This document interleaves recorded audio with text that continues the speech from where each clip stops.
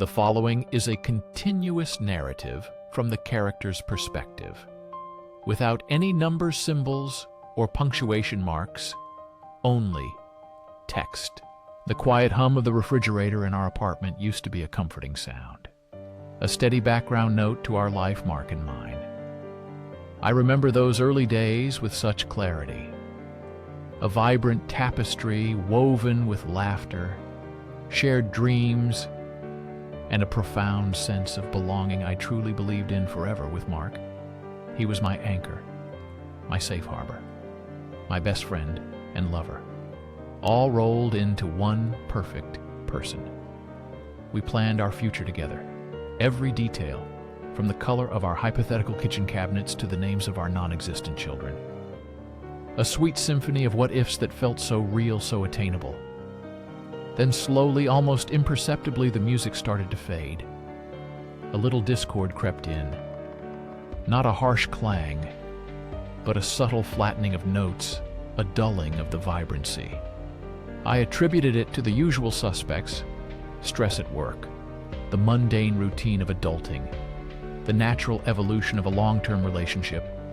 A tiny voice inside me whispered that perhaps it was more, but I always pushed it down, always convinced myself that everything was fine, that we were fine, that I was fine. Then David entered the scene, a new colleague at work, full of an infectious energy, a quick wit, and eyes that held a certain spark I had not seen in a long time, not even in myself. At first, it was innocent enough. Just office banter, shared lunches, discussions about projects that bled into personal anecdotes, a natural progression of professional camaraderie, turning into something warmer, something more engaging. He listened intently, truly listened to my words, my frustrations, my small triumphs.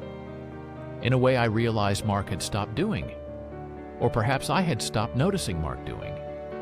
I started looking forward to going to work in a way I had not in years. The air around David felt lighter, somehow charged with a different kind of electricity, a novel excitement that crackled like static on a cold day. I found myself thinking about him outside of work, wondering what he was doing, if he was thinking of me. A dangerous game of what-ifs began to play in my mind, replacing the gentle domestic what-ifs I once shared with Mark. The guilt was a constant companion, a tiny gnawing creature in the pit of my stomach, but it was always overshadowed by the thrill, the novelty, the feeling of being seen, of being desired in a new way. David's compliments felt like warm sunshine. After a long winter, they thawed something cold and dormant within me, something I had not even realized was frozen.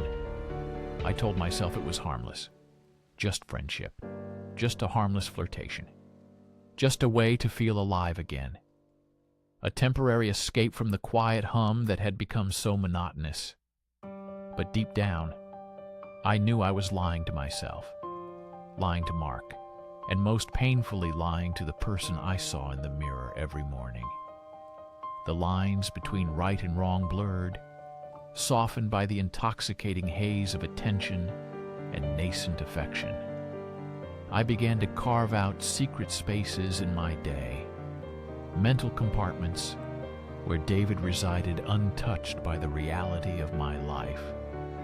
With Mark, the first kiss happened after a late work meeting, the city lights twinkling outside the office window, a silent witness to my betrayal. It was quick, unexpected, yet felt inevitable, like a pre-written scene unfolding before my very eyes. His lips soft, yet firm against mine. A jolt of something I could not name, both thrilling and terrifying, ran through me. When our lips parted, the air between us crackled with unspoken words, with a shared secret that instantly bound us together and simultaneously tore me apart from everything I knew and held dear. Walking home that night, the streets felt different. The very air seemed to vibrate with my transgression.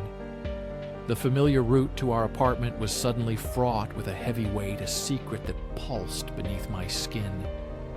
A hot, burning shame, yet intertwined with it was a strange, exhilarating sense of freedom, a dangerous, intoxicating cocktail of emotions. The affair continued, a clandestine dance between stolen moments, whispered conversations, and hurried touches. Each encounter deepening the web of deceit. I was weaving around myself and around Mark. My life became a series of dualities, a careful balancing act of smiles and lies of affection, given and withheld. I would cook Mark his favorite meals, watch movies with him, hold his hand, and all the while my mind would wander to David, to our last meeting, to our next planned rendezvous. I became an expert at deception, at crafting believable stories, at managing my emotions, so that no flicker of guilt or longing would betray me. The fear of discovery was a constant shadow, a chilling presence that followed me everywhere, a tight knot in my stomach that only seemed to loosen in David's arms, where for a fleeting moment I could pretend I was someone else, someone free of the heavy burden of my choices.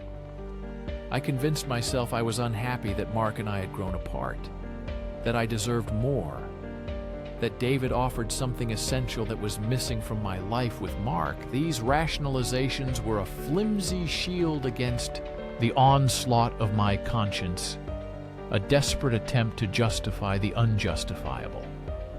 But they worked to a degree. They allowed me to continue existing in this fractured reality, this parallel universe where I was a different person, a more selfish version of myself. Mark sensed the distance. Of course, he asked if everything was all right, if I was okay. His concern was a dagger to my heart, a painful reminder of his goodness, of his unwavering trust. A trust I was shattering with every secret glance, every whispered message, every stolen moment with David. I grew colder towards Mark, more irritable, less patient. His attempts at closeness felt suffocating, a spotlight shining too brightly on my hidden transgressions. And sometimes a wave of tenderness for him would wash over me, a powerful surge of the love. I still felt a love now tainted by my own actions, by my profound betrayal. The end came not with a bang, but with a whimper, a slow unraveling. Mark found the messages not a grand, dramatic discovery, but a quiet, accidental stumble upon a digital trail I had carelessly left behind.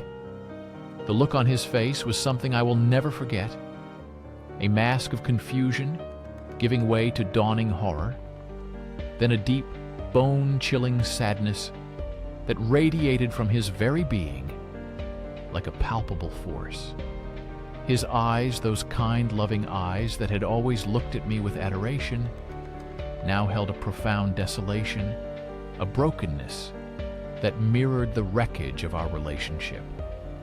I saw his world crumble in that instant, and I was the architect of its destruction. The silence that followed was deafening, heavier than any scream or shouted accusation. It hung between us, a suffocating blanket woven from my lies and his shattered trust. There were no elaborate explanations, no desperate pleas from me. I simply stood there, exposed, vulnerable, my carefully constructed facade crumbling to dust around me. Every word I could have uttered felt hollow, inadequate, a further insult to the gaping wound I had inflicted. David was a temporary reprieve, a fleeting escape. And now I was left with the ashes of what once was, with the profound weight of my choices. Mark's quiet dignity in that moment was more devastating than any anger he could have expressed. His pain was so raw, so pure, so undeserved, that it utterly crushed me. I had broken him, and in doing so, I had broken myself. The aftermath was a blur of sorrow, regret, and an aching loneliness I never thought possible. Mark left, taking with him not just his belongings, but a part of me. I realized then that while I had sought something new, something exciting, I had also destroyed something precious, something irreplaceable. The love we had built over years was gone, evaporated in the heat of my infidelity. I was left alone with the bitter taste of my own actions, with the echoes of our shared laughter, and the ghosts of our unfulfilled dreams. The quiet hum of the refrigerator in the empty apartment was no longer comforting. It was a mournful lament, a constant reminder of what I had lost, what I had thrown away. For a momentary thrill, for a selfish pursuit of fleeting happiness. I am learning now to live with the consequences, to rebuild from the ground up, to face the person in the mirror, with honesty and without the flimsy shields of rationalization. The road ahead is long and arduous, filled with the lessons I must learn and the wounds I must heal. But the greatest lesson is perhaps the most painful.